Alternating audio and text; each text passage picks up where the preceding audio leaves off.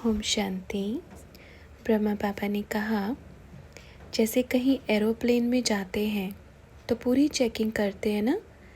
एक किसी कोने में भी कुछ नहीं होना चाहिए, जो है निकालो सब बाहर, तब आपको एरोप्लेन में बैठने का मौका मिलेगा। कुछ भी चीज़ हुई तो क्या करेंगे, इधर रख के जाओ। माना जो किसी को नुकसान पहुंचाने वाली चीज़ हो तो उसको निकाल देते हैं। ऐसे ही बाबा ने क्या कहा, सत्युग के प्लेन में बैठना है तो पहले पूरी चेकिंग करवाओ। किसी को नुकसान अर्थात दुख देने वाली चीज़ होगी तो इधर ही छोड़ कर जाओ। तो अब अपनी सबकी चेकिंग हो रही है।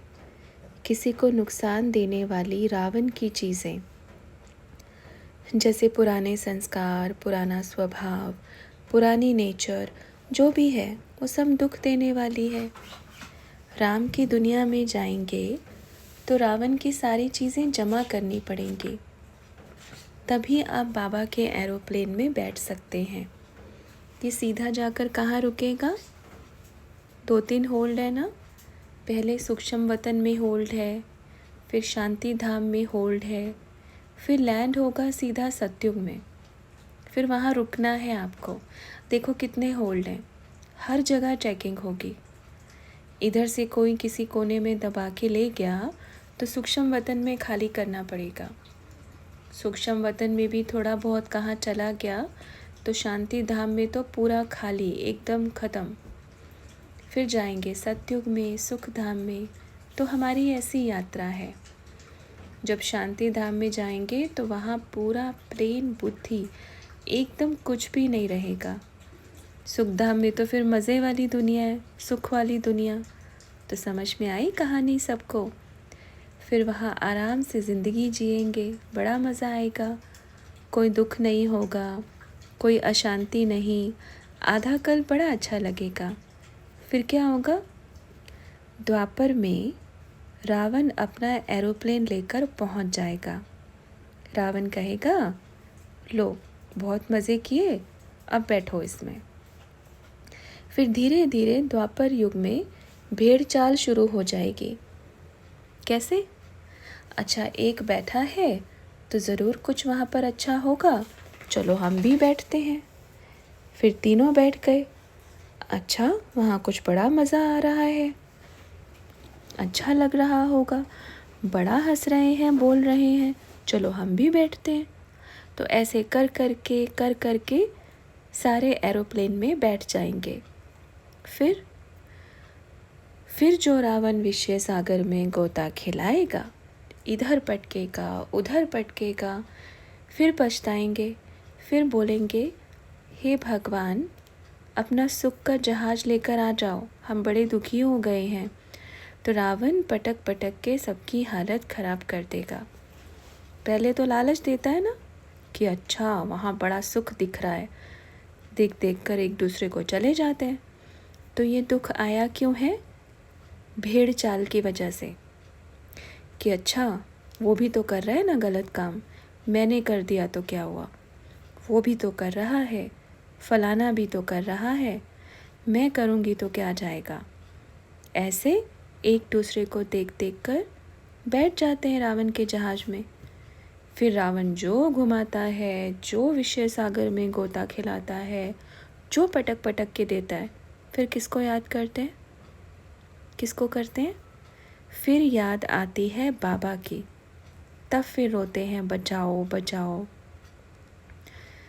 जैसे कोई डूबता है ना, एकदम दलदल में चला जाता है, फिर चिल्लाते हैं, कोई तो बचाओ कोई तो बचाओ, हाथ पैर मारता है, सहारा ढूंढता है। तो फिर बाबा ने क्या कहा, मैं भी तब आता हूँ जब सिर्फ चोटी रह जाती है, जो पूरा डूब जाते हैं, फिर चोटी से पकड़ के उठाता हूँ। जब कोई डूबता है ना, उसकी चोटी पकड़ लो तो वो डूबेगा नहीं। तो बाबा भी आपकी जब चोटी रह जाती है तो चोटी से पकड़ के खींचता है, ऐसे बचाता है। तो फिर पहले तो एक सांस आती है, हाँ बच गए। समझे? ये कहानी है 84 जन्मों की। तो सभी अपनी अपनी कहानी देखो। सब बच्चे बैठे हैं रावण के जहाज में, अभी फिर से क्या हो रहा है? अभी क्या हुआ? बच्चों को बैठ बैठ कर आदत पड़ गई है दुख में रहने की। विषय सागर में गोते खाने का संस्कार पक्का हो गया। अब बाबा फिर से आया है। बच्चों आओ, बहुत दुखी हुए ना? आप आओ, बाबा के जहाज में बैठो। तो बच्चे क्या बोलते हैं? नहीं, अब तो यही पसंद आने लगा है, रावण का जहाज। बाबा बोलते हैं आओ, मैं आपको इस विषय सागर से निकालकर सुख सागर में लेके जाऊंगा। और बच्चे विषय सागर में गोते खा खा कर आदी हो गए हैं, तो छोड़ने में मुश्किल हो रहा है। बाबा ने कहा मैं पहले प्यार से समझाऊंगा कि बैठ जाओ, और नहीं समझे तो फिर डंडा।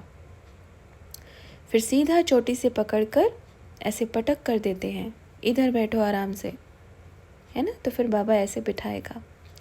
बिठा करके बाबा ने कहा आप आओ या नहीं आओ, लेके तो मैं जाऊंगा ही। ये तो बाबा ने पक्का किया है। आपके मना करने से मेरे को कुछ फ़र्क नहीं पड़ने वाला कि आप मना करो, नहीं नहीं मैं नहीं जाऊंगी। कैसे नहीं जाएंगे? बाबा अपने वायदे का पक्का है ना। नहीं जाना था तो बुलाया क्यों था? पहले बुलाते हैं आ जाओ आ जाओ, बुला लिया, अब बोलते हैं हम नहीं जाएंगे। तो बाबा इतनी दूर से क्या करने आए हैं? बिना लिए चले जाएंगे क्या? इतनी मेहनत करी आने में। अपना बाबा बड़ा प्यारा है, बिना लिए जाए छोड़ेगा नहीं। चाहे कान पकड़ के, चाहे पैर पकड़ के, चाहे नाक पकड़ के, चाहे चोटी पकड़ के, चाहे प्यार से। तो क्या करना है? बाबा कहे चलो बच्चे, अब समय हो गया है। जो समझू सियाने बच्चे होंगे, जो समझदार बच्चे होंगे, जो आज्ञाकारी पुत्र होंगे, वो क्या कहेंगे? जी बाबा, आप आए हो, हम इतने समय से पुकार रहे थे, आप आ गए, आपने हमें बचा लिया, आपका बहुत बहुत धन्यवाद। आप बोलो हमें कैसे चलना है? तो बाबा बोलेंगे ठीक है, आप मेरे कदम के ऊपर कदम रख के चलो, जहाँ मैं लेकर जाऊँ आप वहाँ चलो, तो आप वहाँ पहुँच जाएंगे। तो अभी अपना बाबा क्या बोलते हैं? कदम के ऊपर कदम रख के चलो, तो सत्युग में अपने घर में पहुँच जाएंगे। तो अभी समय है कौन सा? कदम पर कदम रखने का। ठीक है बच्चों? अच्छा, ओम शांति।